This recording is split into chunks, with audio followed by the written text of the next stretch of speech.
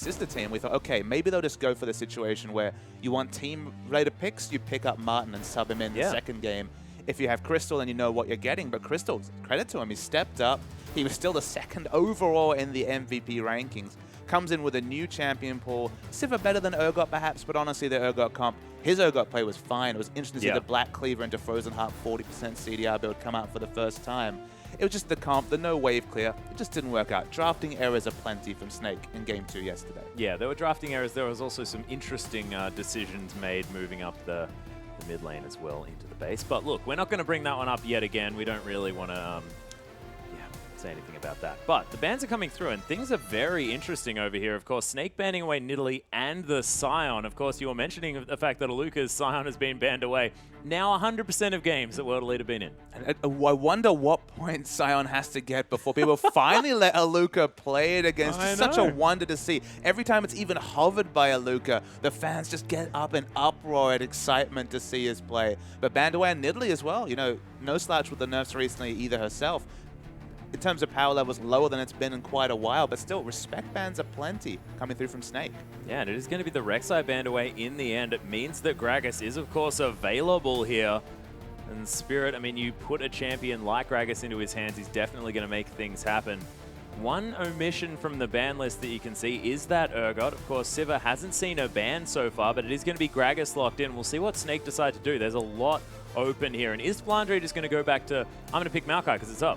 I think Maokai, it's a bit of an oversight not to take it first pick, but Gragas is right up there in terms of first pick priority. And it's a playmaking champion for Spirit. Finally not going to be on Sejuani. Finally going to be on the more proactive of Cinderhulk junglers, up there with the likes of Rek'Sai and the amount of power you can put out early. Rek'Sai banned away. Gragas, I would say, inarguably the strongest jungler available right now. Sejuani, of course, has her time, but it usually is later into the game. If you want to make things happen, you take the Gragas, and that's why I'm excited to see it snapped up by Spirit.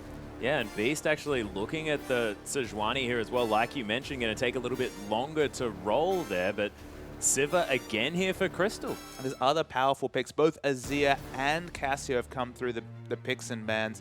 Use and LeBlanc, everyone. Will be needed if Cassiopeia is available. Yeah, LeBlanc being available is a surprising one. That's huge. No mid lane bans after we saw a series yesterday with, what, 4 or 5 mid lane bans? Yeah.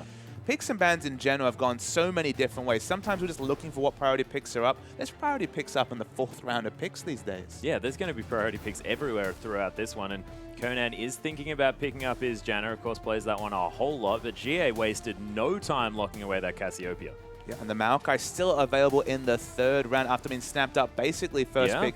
Every tournament or every competitive game I've seen since MSI, Maokai has been prioritized that highly. To get both of them, the Maokai and the Gragas, it negates a lot of AoE damage. And you've got an AoE team. You've already got AoE CC and then the On The Hunt available. We were expecting maybe the Rumble, some more AoE damage to come through. But a lot of that negated with all the disruption coming through from World Elite's first 3 picks. Yeah, well, this is the thing. The fact that they do have all of that disruption, some interesting hovers to come through there. I would have liked to see both Azir and LeBlanc locked in. That might have meant that Ella could have been playing the LeBlanc support, which is always fun to see, but it looks like he will be defaulting back to his ever-present Janna here. Of course, Ella, a fantastic Janna player. Flandre on his Gnar as well, and we've seen him with, you know, relative success on that champion. It's been a little bit hit and miss when it comes to Flandre, though. And just returning to one of your previous questions, you were asking about jungle picks and how they could build up Spirit. We talked about how he played Sejuani yesterday and fell behind just because his lanes weren't strong.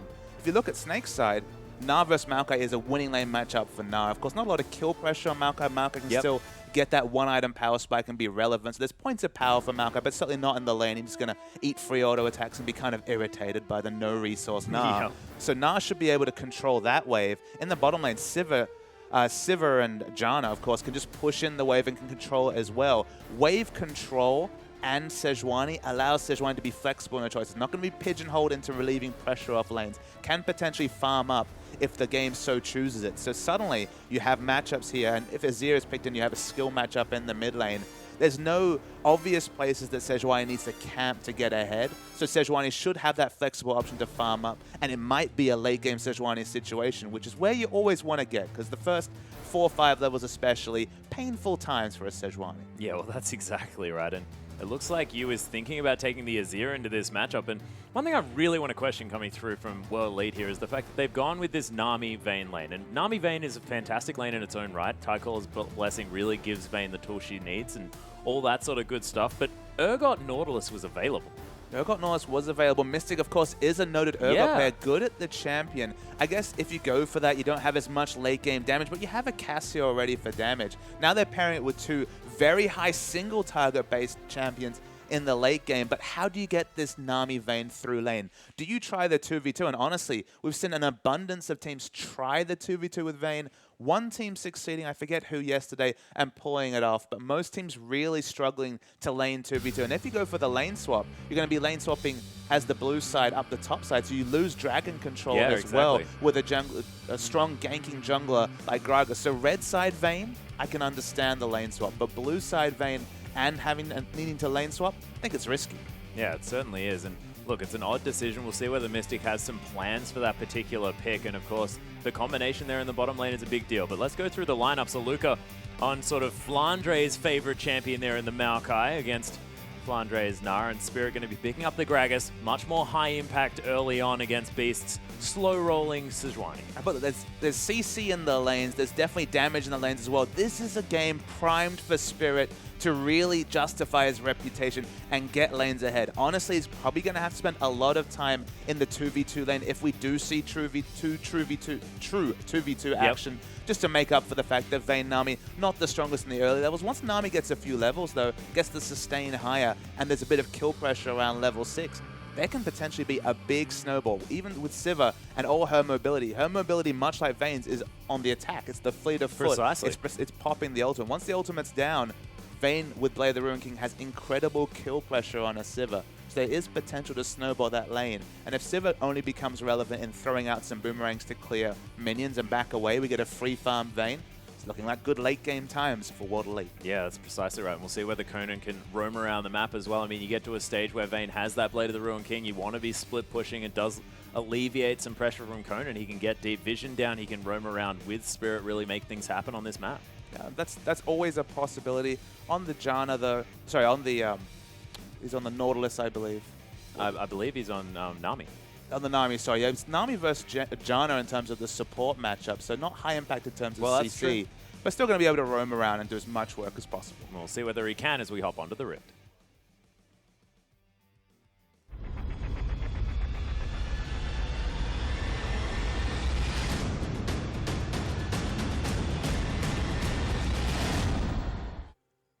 And here we are, ladies and gentlemen, as we hop onto the Rift for Snake versus World Elite. Game 1 here, as Conan there was just hanging around in the brush. Of course, he is on Nami. There we are. We nailed it. Beast and Flandre waiting for the blue buff to spawn as well. No deep vision to come through for either side. Just going to be wards up the river, just making sure no one crosses over to the other side. It looks like Snake did get some vision. They have spotted the fact that Mystic and Conan are going to be landing in the bottom lane. Already seen the lane swap initiated though. So lane swap initiated by Snake. Maybe that was just a double bluff that was pulled off. Ella getting a lot of damage onto Spirit. So it's going to be a risky early clear for Spirit. Yeah, Ella actually going to get body slammed here by Spirit as well, who just drinks a whole bunch as well. And now that he's level 2, really able to answer back that aggression. Aluka going to start off this blue buff as well, and Ella's not giving up. I mean, look, Ella doesn't need to be in lane. The freeze has been enacted by Sivir and top, so might as well try and get a cheeky steal. We've seen early level 2s from the likes of Mako, you'll remember, on support Vega. A little bit harder when you're Janna and you only have auto attacks to show for it, but still, harassing, getting timers for Snake. Yeah, and Aluka and Spirit a lot lower than they would have otherwise been here as well. As, of course, with that Eye of the Storm, you do a fair bit of damage with your auto attacks. Beast able to clear out this one. Ella, okay, gonna get out of there. We're gonna be fine. Beast, gonna take a little while to clear out that Raptor camp there as well, as GA, of course, going to be pushing in relatively hard. It's hilarious that, of course, Beast is still Sejuani, so it looks like he's been auto-attacked by a Janna the whole laning phase, but no, that's just how low you fall in the jungle as a Sejuani. I'm sad that we missed the first minute and a half, because I'm not really sure how World Elite with a Vayne Nami lane managed to get both a lane swap and stay on the bottom side of the map. So actually have dragon control in this vertical jungling situation. Yeah, it looks a bit ridiculous. Maybe Snake, they have a Could have been a bluff, slight obviously. plan for it. Yeah, that's exactly right. So, of course, Snake, without any vision of a lane swap, may have just predicted that something may have happened. Nice little sapling from Aluka is going to spot the fact that he does not want to be in this lane. Aluka, even though he's not a teleport smite champion, still got a very good jungle follow, so he'll be just fine. The pause comes through, so we can kind of take stock of what's happened. Honestly, World Elite have won in a lot of ways in the early game. Maybe not quite in the health bar in Gragas, who got really poked out by Ella, but apart from that, getting a lane swap but not losing dragon control is such a bonus, and they've got jungle Gragas, so once he's shot, picked up his jungle item, Gragas has excellent early dragon control because can pop that Drunken Rage. It gives them the extra damage to those neutrals. I believe the cap was increased to 400. Bit of sustain coming through from the Happy Hour. Can, of course, body slam over the back of the pit on this blue side very safely, so can do it largely unseen. Can't really solo it. Maybe around level 3, 4 will be able to, but fall low. But basically, every early metric is working good for World Elite. And honestly, when you pick Nami Vayne and things work out this well, it's better than expected for World Elite. Yeah, and when it's about sort of 3 to 4 minutes into the game here as well, is this sort of... Are they out of the woods just yet? Because, of course, the counter lane swap could come back through here for Snake if they are able to actually fast push down this top lane out of turret. Might get a little bit of extra gold and then make the lives of World Elite bad. I think regardless of how this was caused, I think you kind of have to follow that logic as you mentioned, Atlas, and go for the fast push. I think you have to understand that the best way is to force Vayne into a long lane or force Maokai into a long lane and take advantage of the suboptimal situation that you found yourself in. Go for the fast push. Vayne doesn't have as many fast push options as Sivajana, of course, and try and take back the 2v2. At least pick up something and then swap back. You don't want to just swap back and waste time and waste minion control and creeps that you miss when you're looking to swap between lanes. You want to take that turret quickly, counter swap before even the first dragon is picked up. I think that's probably too optimistic. It looks like dragon's a realistic objective 4 to 6 minutes into this game, but we've seen stranger things. We've seen teams with dragon control still not pick up their first dragon until 8, 9 minutes into the game. So honestly, Snake, at this present point in the situation they're in, push in that top wave, try and take that turret fast, and then counter swap to start to get that dragon control back. Yeah, and so we'll see whether it is World Elite getting away with taking that dragon very, very early on without the top lane being taken yet, or whether it is going to be Snake able to take that top turret before the dragon even goes down, because it's good to sort of look at what can go right for these teams, and we can see exactly what happens as we hop back into the game and see who's actually going to be able to fit those win conditions. Because, of course, as this game moves forward, I mean, you've got the likes of Vayne and, of course, a Cassiopeia. There's a whole lot of damage coming out of World Elite in the late game. It's a very single target, and of course, if one of those targets is bursted down during a Sejuani Glacial Prison cooldown, then perhaps it'll come undone. But yes, absolutely, there is definitely teamfight potential in the late game coming through from World Elite. I just want to go through a bit of a thought exercise while we look at the great fans. Now we're going to load back into game, but just to consider a point, you might wonder, okay, let's assume, because we missed the first minute and a half, let's assume that Snake just initiated a lane swap. You might think, okay, but why are you lane swapping when you could have had this Sivajana versus a Vayne Nami matchup that does on paper sound very positive. World Elite working on their win condition, 4-minute dragon will be very early. But one reason why they might do that, Atlas, is to hide Sejuani. We've already seen Sejuani's get behind. When you initiate a 2v1 with a jungle follow, it's much harder for a carry jungle-like Spirit to get in the face of the Sejuani, steal away her camps, or just basically harass her out of the jungle early. It's the strategy that LGD used prominently to hide TBQ on his Cinderhulk jungler, so perhaps it was just a chase that Snake wanted to hide that jungler and just try and get Beast through those awkward early levels as Sejuani. And speaking of an awkward time here, World Elite may actually find themselves in trouble, but Ella's just going to get caught out. Beautiful Aqua Prison. First blood is going to go to Spirit of Snake. Try and hide underneath this turret, and they just didn't quite get there in time. And they had two choices of their victim. Smartly, Flandre with the instant flash towards turret. Ella not so lucky. Eats the bubble. Dragon in first blood. Things going great for World Elite. Yeah, World Elite able to pick up that kill, and it's amazing that they managed to get there exactly at the right time as well. They knew exactly what Snake was going to do and just destroyed that option for them as Beast is going to try and push this one out. Permafrost doing some work there to try and do some AoE damage to these minions as Flandre is going to continue trying to get some farm. Of course, 14-3. Things going okay for Flandre, but Tumble's going to get Mystic out of trouble, and Aluka now able to get into this lane and try and get some work done. Yeah, Luka definitely on A standard tank, not quite the Scion, still unavailable for a Luca, but going to be happily farming from range. That's the unique thing about Maokai, is that his ranged farming for a melee champion is just ridiculous. You don't even really think of him as a melee champion, because the only time he starts auto-attacking is either once he's used the Twisted Advance and using that high base damage to get in your face, or just for sustain, honestly, with the passive. Yeah.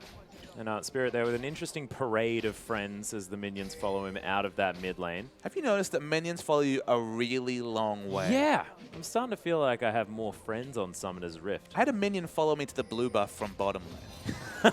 Well, at least you know that the enemy team had vision. It was the most effective ward they could have ever asked for. That's what happens, what people have to do.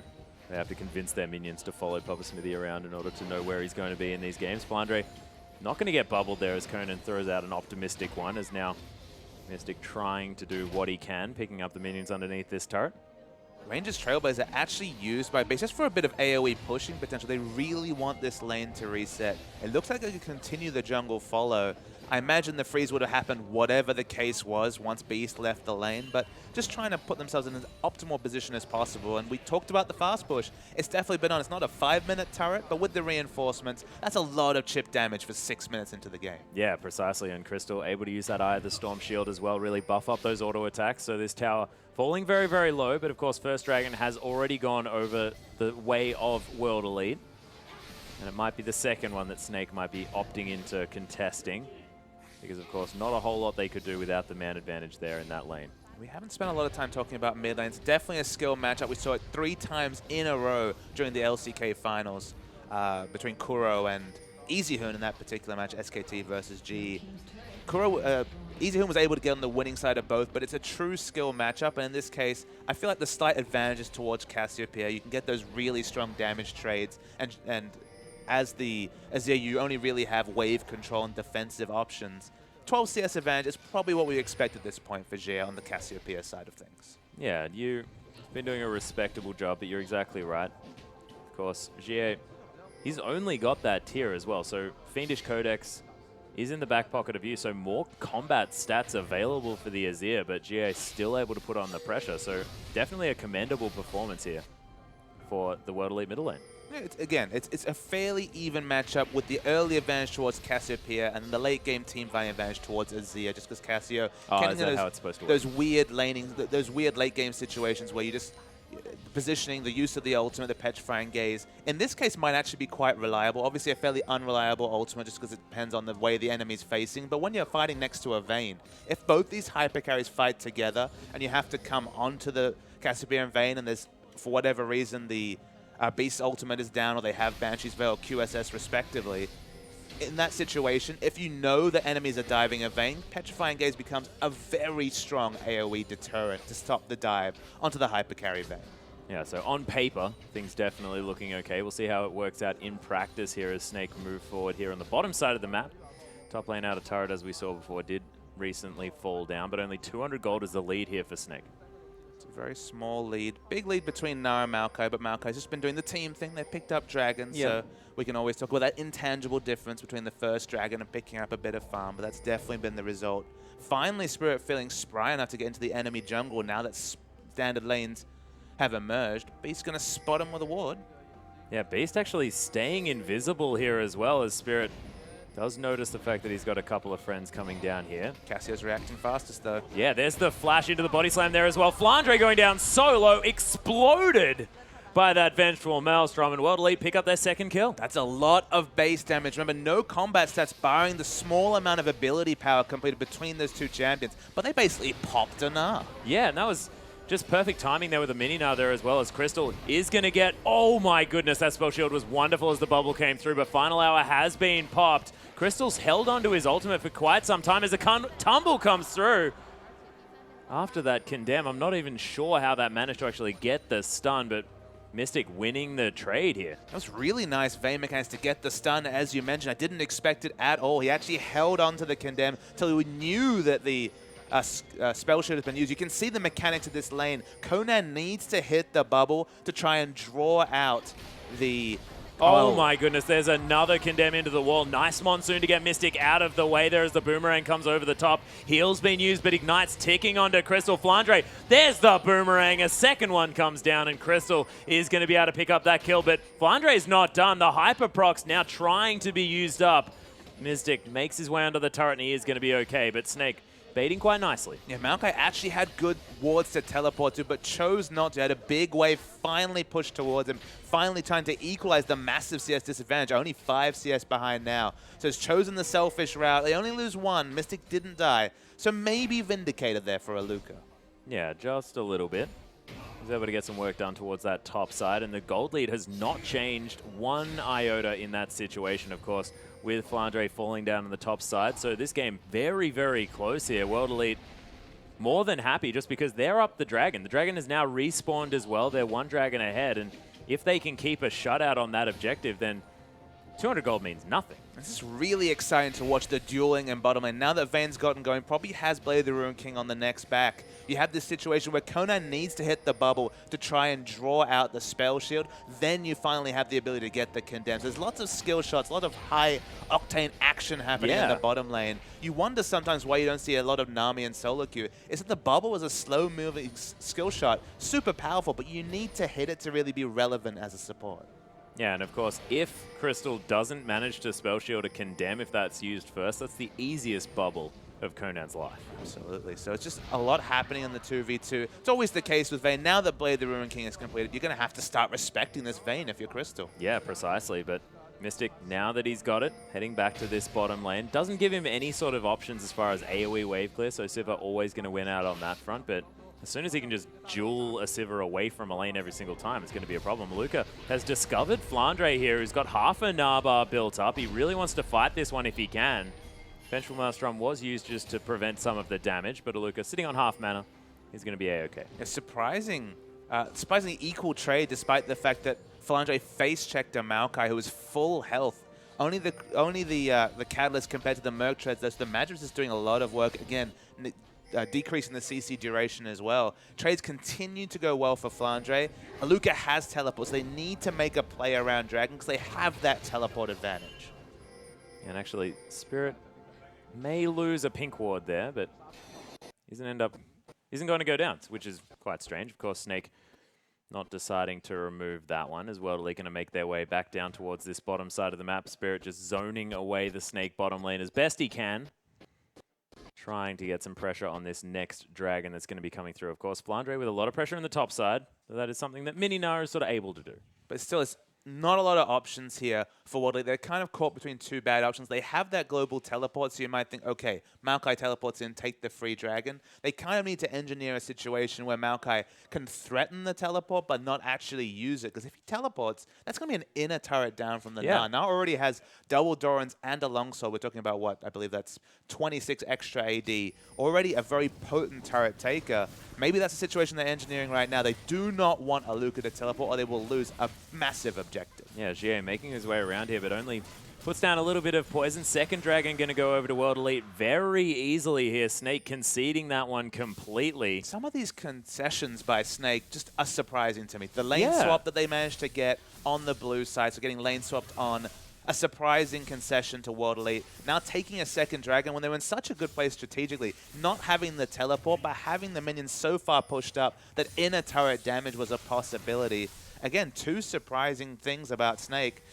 Plenty of surprises in yesterday's series as well, but Snake, I feel like they're making some strategic mistakes when they've actually got a very powerful early game comp. Yeah, I find it very strange that Snake would ever opt out of fighting as well, because this is Snake that we know and love. I mean, this team loves just to do battle at all times. I feel like they listened to a lot of the criticisms and said, okay, we can move away from the team fight only approach. It looked good in game 1 yesterday, then they went full team fight in game 2 and lost that game. They've gone back to a more rotational based comp, but they're not taking those early advantage. In fact, they're conceding. They're conceding Dragons especially, not turrets just yet, but Dragons over to World Elite that honestly, they don't need to. Yeah, and Beast hasn't had an opportunity to use that ultimate once so far this game. We've seen the Sejuani sort of be a little bit of a non-factor. Has gone back, picked up the Cinderhulk, does have another Ruby Crystal there as well as Tornadoes and Boomerangs heading towards the bottom side of the map, but Mystic not going to find any of them, and Conan He's going to take a bit of a ride into the sky for a moment, but he's going to be A-OK. And honestly, the big benefactor of all their lane swapping and machinations has been Beast. It has been the Sejuani, who's basically been able to farm happily to level 8, pick up the Cinderhawk, work on those next items. We're going to be looking for a big carry performance by Beast in teamfights in the mid to late game. Just look at some of ClearLove's games on Sejuani last season to see what a free farm Sejuani can do in the late game. It's going to be on him to lock down Jie, Mystic, both of them, or at least delete one of them. Otherwise, it doesn't justify giving Vayne effectively free farm. Vayne the big winner for World Elite, Beast the big winner for Snake. Yeah, and it seems to me like Snake sort of don't even really mind about what Mystic is going to be doing on this Vayne. Crystal more than happy just to, you know, be Sivir into the matchup. On the Hunt has been popped, but Crystal's taken so much damage already. World Elite full health after Snake decided to take that fight. Now Conan, once again, hit the bubble, drew out the spell shield. All Crystal can do is pop the ult and back away. No good options available. Being a bit of a bubble magnet, you have to think. We don't know how much practice that Crystal has on this Sivir. Has played it competitive. I believe this is his 6th outing on the champion. 2 and 3, I believe, overall. Definitely wasn't something we associate with him. Much more the hyper carry player. And the 500 range is getting punished for every trade that he takes. It's not working out so far. They were, of course, trying to bait something there for Beast to find his way into that fight, but World Elite decided that they're not going to take any fight that they don't want, and Mystic more than happy just to sit in this lane and pick up the farm that he can. And will they just concede the 3rd dragon? I don't understand when they start turning it on to Snake. They're in a very capable position of fighting. Look at their items. They're much more offensively minded. They have the Hexdrink and Merc Treads onto this Gnar. Actually, a lot of items on you already with the Morellonomicon and the extra Needs Large Rod. A lot of wave clear available, and Sivir has the Infinity Edge. So if they choose to take a fight, in fact, if you just engage a fight in bot, you sidestep the bubble and you just get an auto attack crit into a ricochet crit, you have a lot of kill pressure on the very low base stat Vayne. But again, it's just wave clear wars, and that suits World Elite. It does, but I guess in this mid lane, this is where things are going better here for Snake, as Yu has formed himself a bit of a CS advantage, up by almost 20 CS at this stage of the game. Jie struggling just a little bit to deal with the fact that Yu has so much flat AP affecting these Sand Soldiers auto attacks. Yeah, basically, when the AP comes through and the wave clear becomes that much more regular, think about the same sort of situation with, say, a Xerath, the Shurima champions. Very similar in a lot of their power spikes, but 20% CDR into an Needs Large Rod means much faster wave clear, and then Jia has to respect the Sand Soldiers, not able to walk through them as a medium to short-ranged mage, and just ends up getting passively out-CS'd over time. But again, you're trading a little bit of extra CS on an Azir for just so much more CS on a Vayne than you'd expect. You'd expect Vayne to be 20 CS down in this matchup, not a couple ahead. Yeah. It was very, very different here from what we're normally seeing on the Vayne so far. Mystic might be in a little bit of trouble, but Conan's still waiting in the wings. Crystal is going to find his way out of that brush, just hold this minion wave away, as Ella hasn't been spotted just yet, but Boomerang does go wide. Or they want to try and find something. Conan has been pinged out here, as Beast is going to find Spirit and Conan following him up. Oh, beautiful spell shield, going to stop that Condemn from coming through. Final Hour and Tumble have been used now, as Mystic is going to come around. The auto attack reset going to come through, but Mystic with so much damage. Beautiful exhaust to save Crystal's life there, as both teleports are going to come in. Flandre with a nice Narbar there as well, just waiting to try and get his bounce in there. But in the end, nothing going to come from it. So we'll have to be very quick to build up Rage as this dragon spawns. Of course, with the 30 seconds from the moment that you spawn into Gnar to when you can next build up the Gnar bar, going to be about 10 seconds before the dragon that he starts to build up the Gnar Rage bar again. So this is the big dragon. It's the 3rd dragon. The extra 5% move speed will negate a lot of what the rotational advantages that Sivir poses as well. But there's the team fight. Yeah, Luca jumping right in on this one. Beast hasn't even used his ultimate just yet, and he's going to die. In fact, it was on cooldown. World Elite going to transition into taking down this blue buff. Spirit going to lock that one in, and Flandre going to get condemned against the wall as well. Mystic trying to get some damage off. Nice Emperor's Divide. Going to cause Jie to bounce around quite a lot in tandem with the Howling Gale, but World Elite now with positional advantage around this dragon. Exactly. Being able to kite back to the 3rd dragon is a massive backup win condition here for what they would not have expected. This monopolization over the early dragon against the likes of Sivir and Azir, but that's the 3rd dragon in their pockets, and at 20 minutes, that's an early 5th dragon. We're looking at potentially around the 32-minute mark for such a big win condition like 5th dragon. Yeah, and there's still a whole lot of standing gold here available for World Elite as well. One turret has been taken the whole game. Exactly. They don't even have a turret themselves. So standing gold and potentially 5th dragon. We're talking about 12% bonus stats super early into the game. Okay, it's not ideal. You don't have the 400 AD to get the big 12% spike, but you'll take it. Yeah, you most certainly will. I mean, don't look a gift horse in the mouth or a gift dragon or whatever the heck we're talking about here. As you pushing the wave into this mid lane outer turret. Crystal going to finally finish off the outer in the bottom lane as well. Does have the Brutalizer completed, so Crystal also going towards the Ghostblade Sivir build. Wanted to make sure that Boomerang is hurting as much as possible. Again, that's a early to mid-game focus build. You're talking about 6 seconds of power once you pop the Yoma's Ghostblade. Not a consistent power spike they would have expected. Flandre's found a lot of opposition. Yeah, there are a lot of friends here in this top side of the map. Wants to use the nub, but another beautiful bubble as Flandre wanders out of the tidal wave as well. Luca continues to tank this one up as Minina is on the run from 3 members here. Oh, you. That was cool-esque. It was definitely cool-esque as the turret is going to get tanked up here as Beast finds GA there as well. A lot of consistent damage, but Crystal, he's going to take down Mystic somehow, and GA turns it around in the mid lane. Flandre continues to be on the run here. There's the Boomerang just going to stop a Luca from finding his way around, and Flandre continues to build up his Naba here at the same time. Snake is going to take down this outer turret in the mid lane, and Papa Smithy, I'm not sure what's going on. Well, a couple of kills were donated over to World Elite, but Mystic falls and 2 turrets fall for World Elite. Standing gold has become a bigger and bigger concern, as now it's a 3,000 gold hole for World Elite. As Snake honestly out-rotated them like crazy. Yeah, picked up the outer turret in the top lane, the outer turret in the mid lane there as well. Then now going to have a whole lot more map control, and leading up to the 4th dragon that World Elite really want to be taking, Snake are going to have a lot more control over this map. But Ghostblade being completed. Yu has also finished off the Rabbidan's death cap as well. There are item timings that are coming through for Snake, which would have been really nice to have as soon as a dragon was spawning. But man, right now, this team is looking much stronger than they were a few minutes ago. Definitely. Just coming back to that Yoma's Ghostblade. Very early game focus, but massive power. A 2-item spike that cannot really be compared by Vayne, whatever she builds. In fact, she looks like Vayne is caught between Ghostblade and perhaps Azil into a Phantom Dancer as his next pickup. Interesting. Has a bit of attack speed and already has the Berserker Greaves. So obviously we'll eventually be building into a bit more attack speed, but it's not going to match Yoma's Ghostblade Infinity Edge already completed here for Crystal. 4th dragon spot, maybe that's when we'll finally see the Titanic 5v5 team fight that we've been expecting to see for the last 10 minutes or so. But the item timing's definitely earlier, so you have to wonder if you're going to get outscaled in terms of items. For example, Infinity Edge, Phantom Dancer, Last Whisper, going to always outscale whatever damage item Crystal builds after Yoma's Ghostblade. You'd expect earlier fighting, and that's the surprise to see 3 dragons in the hole for World Elite. Yeah, well, precisely. Well, World Elite now focusing here towards the top side of the map. They really want to start picking up at least some structures anywhere.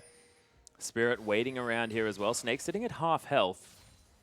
I mean, Flandre, sorry. He's not the entirety of the team. He's just Flandre, but certainly a pivotal member. But sitting at half health here as well, so not with a whole lot of Nabar. And Snake wanted to try and get some pressure down into this mid lane. Spirit was moved away from the top side of the map. But GA is going to be able to take the turret. There's so many wave control options for Snake in terms of they've got Sivir who can push in. Azir, at this point of power, can very much push those waves quickly. So fiercely single target a World Elite outside of a Luca and Spirit. This is the result, unfortunately, is that you're often going to be multiple turrets in the hole. Make any mistake, Snake will just roll in with the underhunt and take multiple structures. So World Elite, even though they had this scaling comp, remember we said a lot of these same things yesterday when they had a very strong scaling comp against IG, and still, couple of mistakes, specifically Mystic being caught out by Rookie, and the game was over. Yeah, well, Snake can certainly snowball these leads very quickly. Mystic has finished now that Ghostblade. He's sitting on just an extra dagger, so probably just had room for it in his inventory. Really duelist build coming out from Xie. Finishes the Rylai second. Spirit goes for a steal. Yeah, Spirit.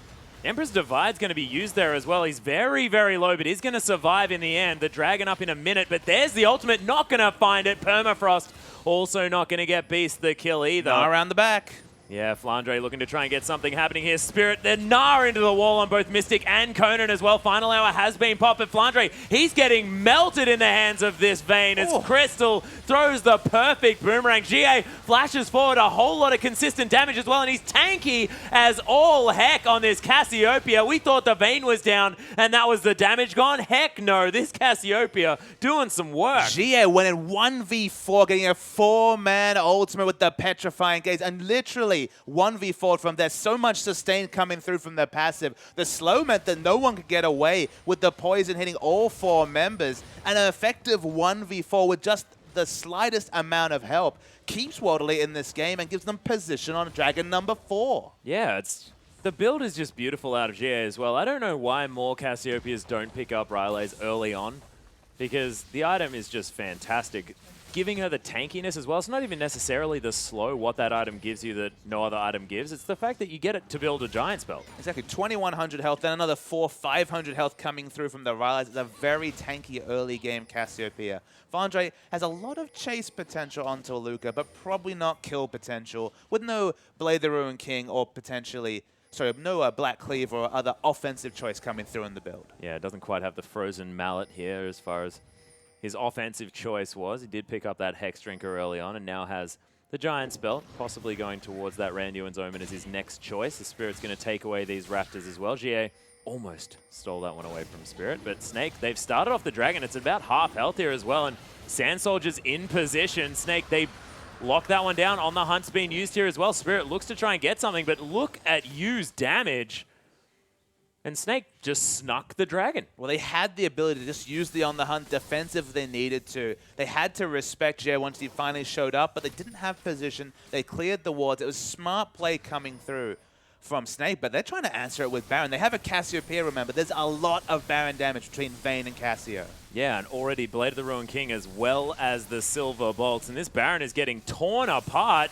Snake, no idea what was going on at all. And World Elite say, yeah, you can have the Dragon, but we'll take the Baron. And Ella and Beast getting caught out. Nice tidal wave, but it's a beautiful ultimate from Beast as you uses the ultimate already here as Aluka trying to get in there, but he's not going to be able to. Crystal also managing to get some damage down, but it is going to be you that picks that one up. Mystic uses the Condemn to try and get the heck out of dodge.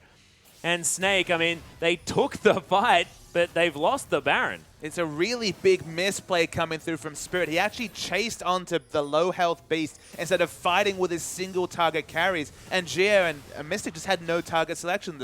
The poison fell down. Vayne was zoned away. You need to fight with your team there if you're Spirit. And the fact that he split away just left this squishy backline, especially, of course, the Vayne, exposed. Yeah, and I mean, as soon as Snake can take control of an area, Yu is doing so much damage on this Azir. The Rabadon's completed and is going to soon have the Void Staff in his back pocket as well. This is only going to get worse for World Elite dealing with these sort of area-based fights. Absolutely, and that's the big thing about World Elite's comp. You aggress onto it, you aggress onto the Petrifying Gaze, and Vayne just tumbling around the back. Excellent team fight comp in that situation for World Elite. When you're going aggressively, unless you're using the explosive cast to push targets in, unless Maokai's getting a pick on a single member, it's much more awkward fighting aggressively if you're World Elite, especially if in the back line you can set up some Sand Soldiers and really get damage down the front line. Yeah, that's right. So we'll see whether World Elite can orchestrate the team fights that they're looking for. Of course, not too many neutral objectives for either team to go after here as Snake now trying to deal with some Baroned up minions. But World Elite, they've been struggling to push this entire game, and it seems to be what a lot of these Vayne lineups tend to run into as far as the problems that the team comps face. So you wonder, why not the split push? Vayne, a wonderful split pusher. The purple build was coined, and the purple build is completed in this case with a Zeal on top.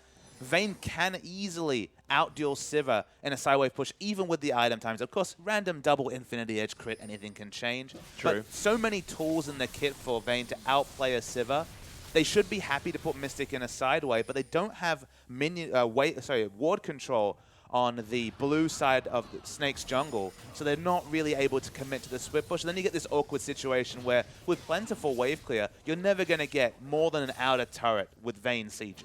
Yeah, with the fact that Vayne has such low range here as well, not going to get much free time with the turret, even if any of your minions do survive. And because the defensive wards are so strong, they're being met every time they go for these clears. Usually, if you're the team aggressively cutting between mid and bottom lane, you have a shorter route, so you should expect them to get there faster. But if you're predictable, this is the situation. You're able to anchor up, defend the structure, and World Elite doing their best to get another turret, but this Baron buff, it's not crashing down objectives for them. Yeah, and Baron buff generally, I mean, you're talking about if you pick it up and grab 2 turrets, that's really good use of the Baron, but so far World Elite have not really been able to pick up much at all. I mean, I believe they may have got the outer turret in the mid lane, but I mean, that is about all they can hang their hat up on. And they do have the gold lead.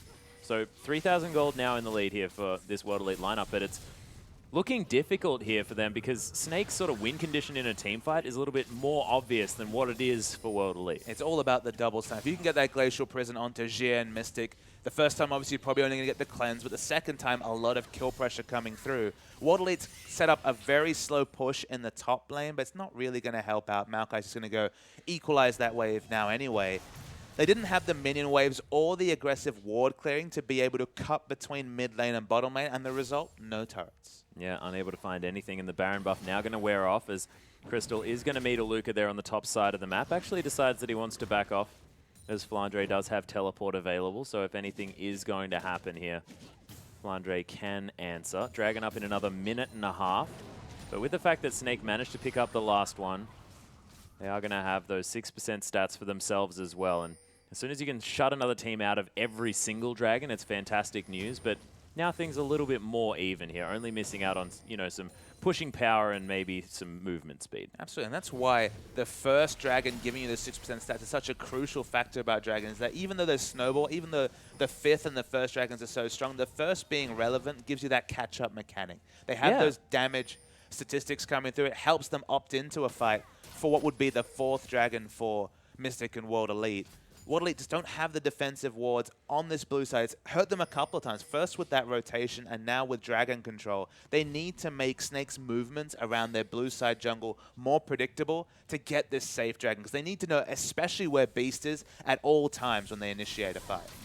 But, I mean, if we're talking about anything that World Elite can hang their hat on, GA has hit a fantastic item spike here. It does have the Seraph's Embrace for the shield, but the Rylays and the Liandry's Torment for so much extra slow and damage here against these high health targets. He's an equal opportunity murderer. He's happy to take on anyone in a fight, even happy going to burn down Sejuani with the big health stack.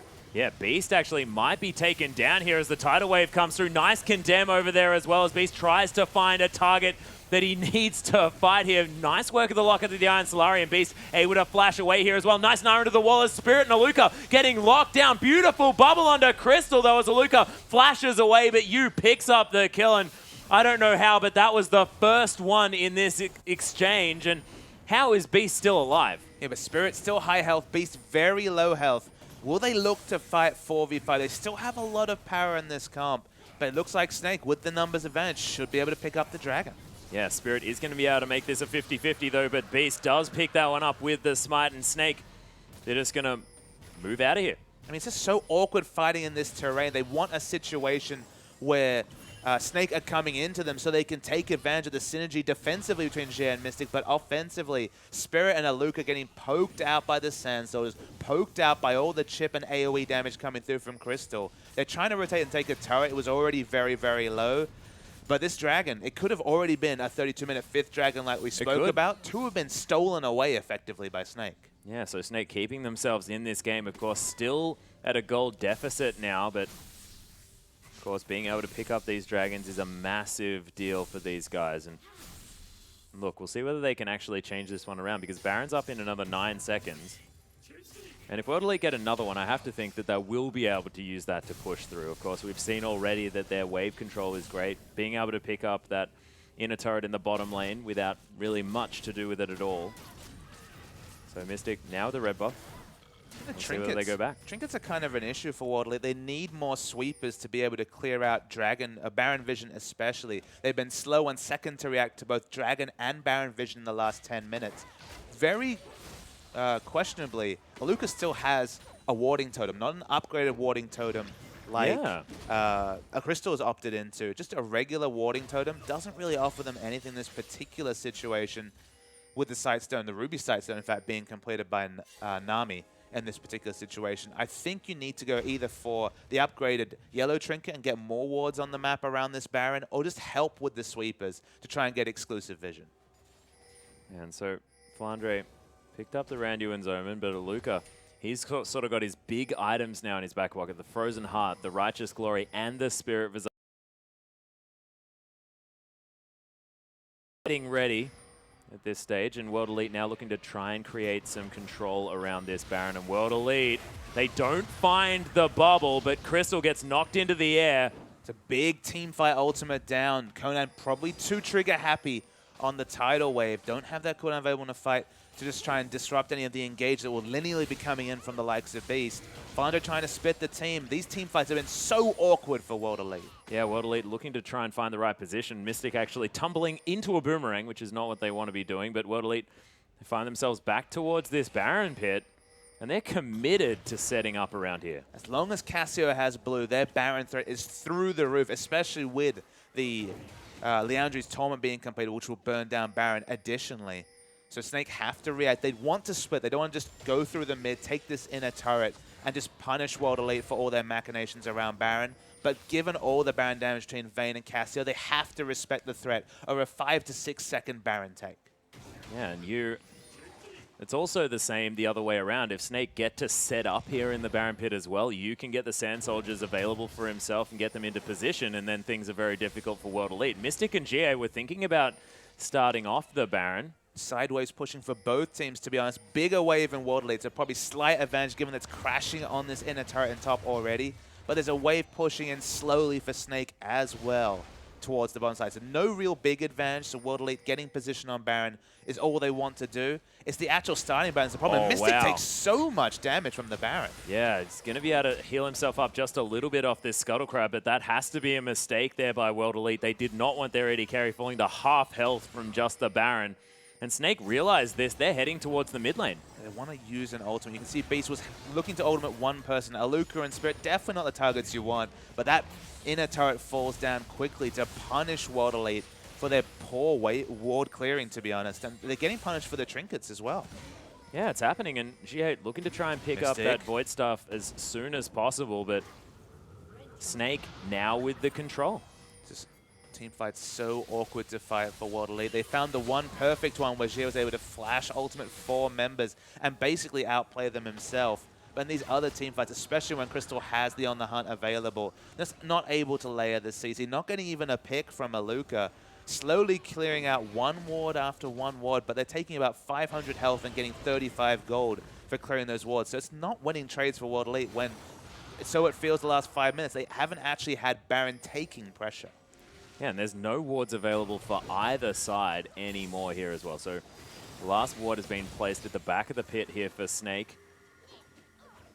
We'll see whether World Elite are going to head back there and try and clear that one out. No sweepers available as well, though. Everyone's sort of running out of these vision resources across the map, and finally everyone deciding to back away. Yeah, all of World Elite backing in a ward. Not going to be taken advantage of by Snake. They don't have the Baron taking pressure that World Elite have, so no real way to punish that. Looks like Dragon, I guess, will be the next point of competition. Snake can actually equalize the Dragon count at 3 apiece 39 minutes into this game. Nobody's set up at all. Everyone's, of course, been paying exclusive attention to the Baron in the last 4 or 5 minutes, so Dragon is an equal opportunist at this present time. Yeah, and Blade of the Ruined King now completed by Crystal. That's 4 items on this Sivir. We've seen what Sivir can do when she's able to pick up this many, and Sivir has had a fantastic success rate thus far this split of the LPL. And we'll see whether Crystal can make something of it here. Of course, as you mentioned, Dragon up in another 10 seconds, but Snake looking to try and put pressure around this Baron area. This is where World Elite are, and Snake more than happy to answer. Yeah, Blade of the Ruined King gives a bit of self-peel. It's a bit more attack speed, and honestly, a lot of health stacking happening, even from the mid laner and Jie in this particular situation. So not a bad purchase.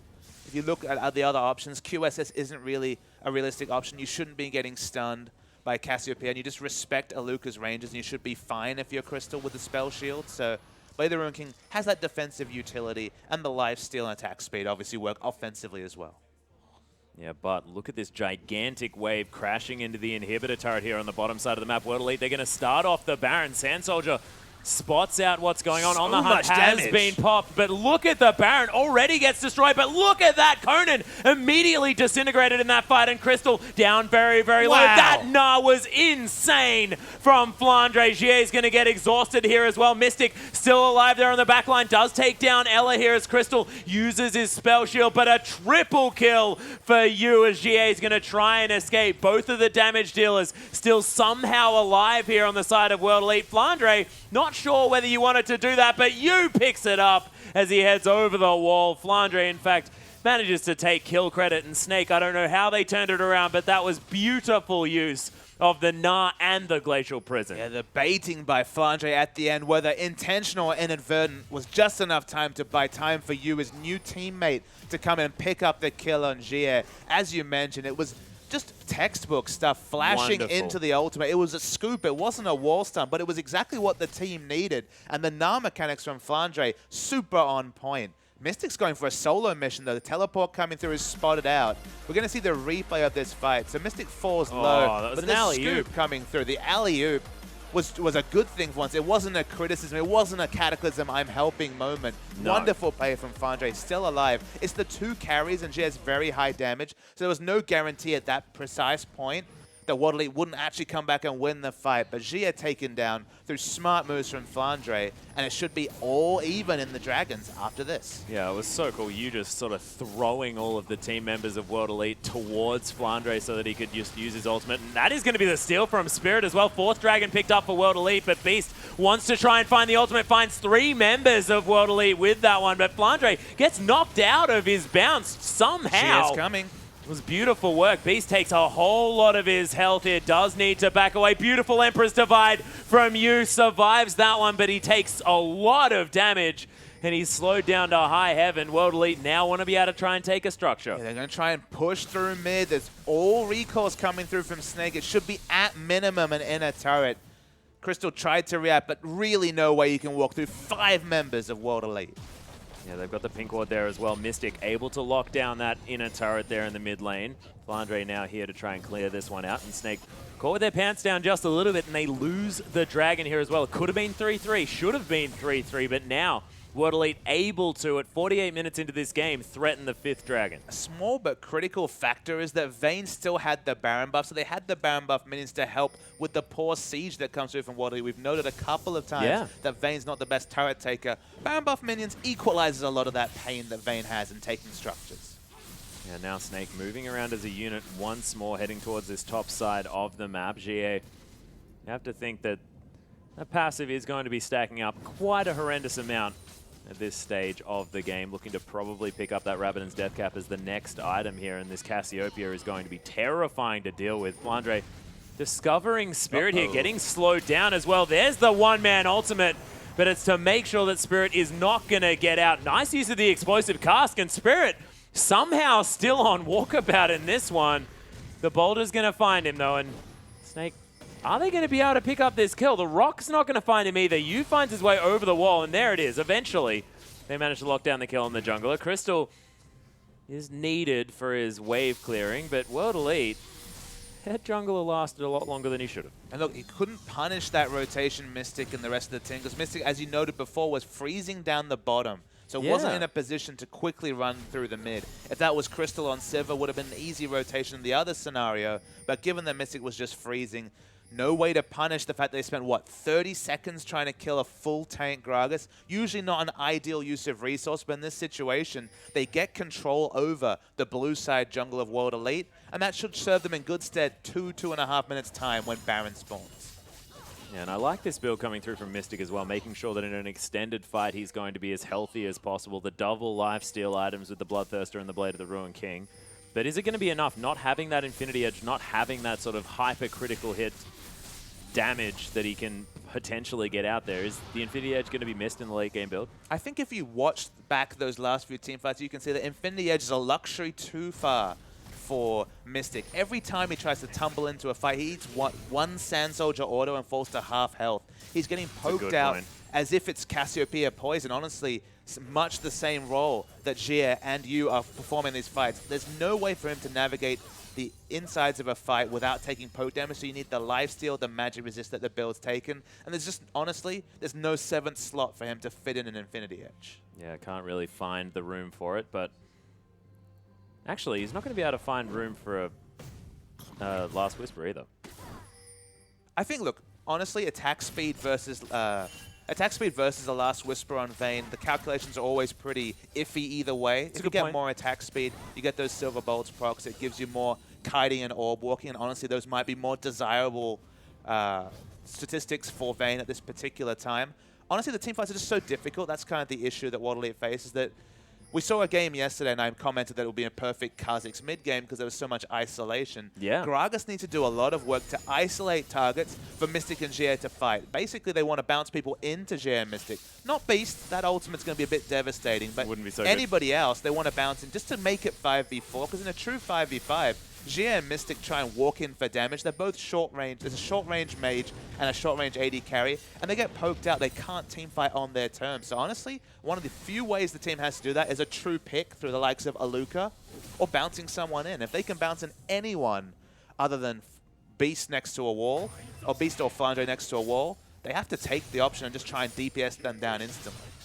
And now is when things are getting really hairy for World Elite, because this is a 6-item Azir and a 6-item Sivir. This is very, very frightening stuff, because this Azir's potential DPS in a team fight is astronomical. So that's the question that's posed to WOD Elite, is how do you fight against this comp with their 2 soul damage dealers? This is definitely a 2-threat comp from WOD Elite, not being able to walk within, what, 800 units of an Azir? Yeah. They have to find a way to DPS down targets with complete respect on you, because use damage, as you mentioned, is insane.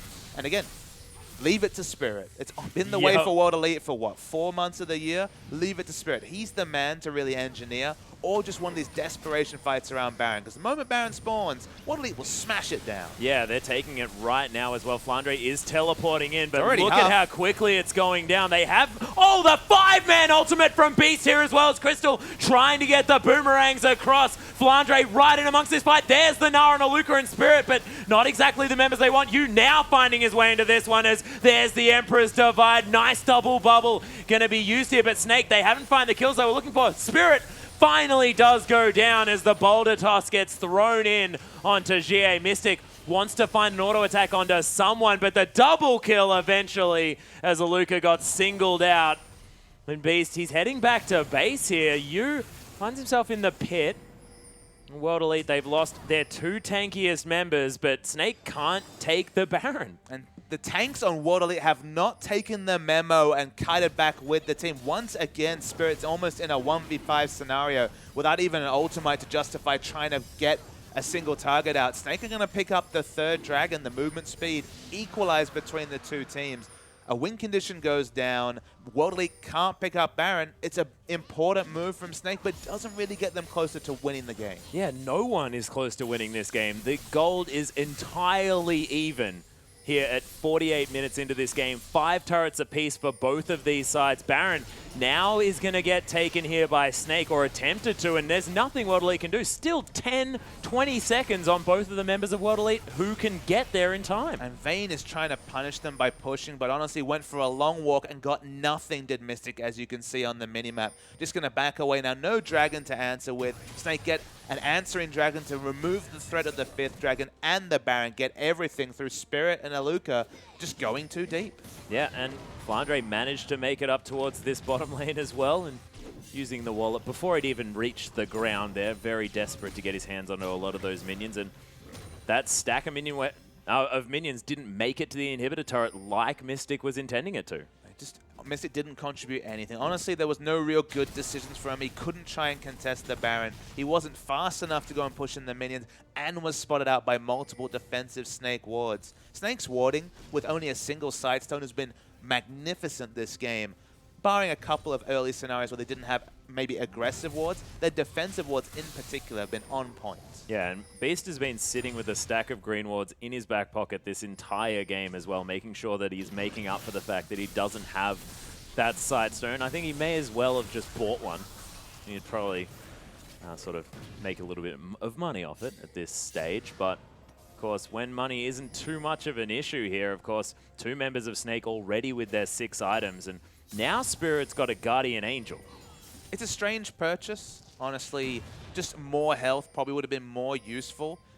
During the res time, they've only got a single tank who's also been getting chipped out, so I don't see how that's actually going to buy them any advantages in a fight.